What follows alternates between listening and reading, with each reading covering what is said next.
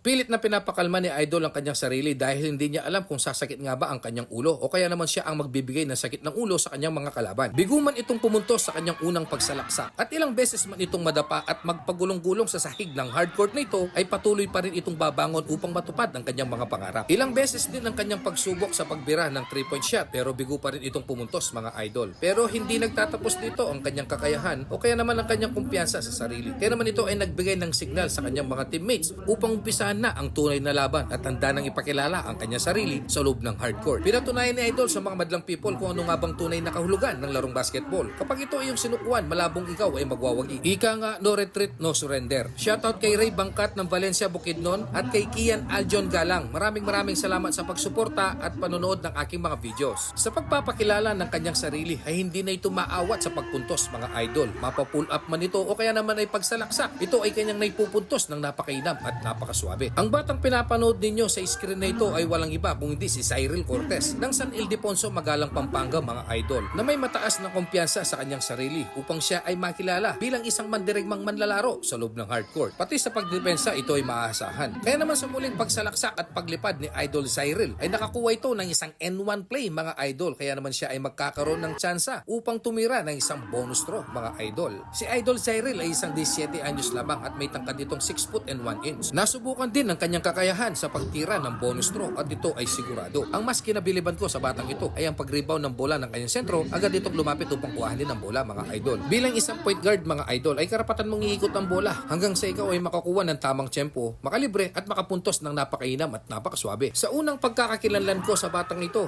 ay hindi naman ito bilang isang point guard, kung hindi isang sentro at powered forward sa San Ildefonso, Magalang, Pampanga mga idol. Kaya naman laking gulat ko na lang sa pangalawang pagkakataon na mapitigan ko siya ay isa na itong malupit na point guard. Kaya naman ang kanyang mga teammates na si Robin Hood ay nakakapuntos ito ng libre sa 3-point shot. Shoutout sa kanilang malupit na coach na alam kong dinidisiplina at ine-ensayo ang kanyang mga players upang maging ganap na mandirigma sa loob ng hardcourt. Shoutout sa iyo Coach Nathaniel Kembao ng San Ildefonso, Magalang at sa suporta ni Boss Michael Bryan Beauty Salon. Shoutout sa iyo boss at napakalaking tulong ang ginagawa ninyo sa mga kabataan. Si Cyril Cortez ang binansagang kong Batman sa Batman and Robin ng San Ildefonso, Magalang na tuluyan na nagbigay ng sakit ng ulo at lumigalig sa kanilang mga kalaban. Kung sakaling umabot ka pa sa part ng video ito, pwedeng paki-comment naman kung taga saan ka para naman alam ko kung saan napadpad ang video ito. Sa kasipagang pinapakita at sa tiwala sa kanyang sarili ay lalo itong lumapit. Kaya naman napapasigaw ng nice pick ang mga manonood. Kaya naman hindi na ako magtataka sa pag-usad ng panahon ay makikita pa natin ang batang Cyril Cortez na ito sa mas malalaking liga pa dito sa Pampanga o kaya naman sa labas ng Pampanga. Kaya naman ang may papayo ko sa iyo Cyril, ipagpatuloy mo lang ang iyong kinahiligan at naumpisahan dahil malayo pa ang iyong mararating.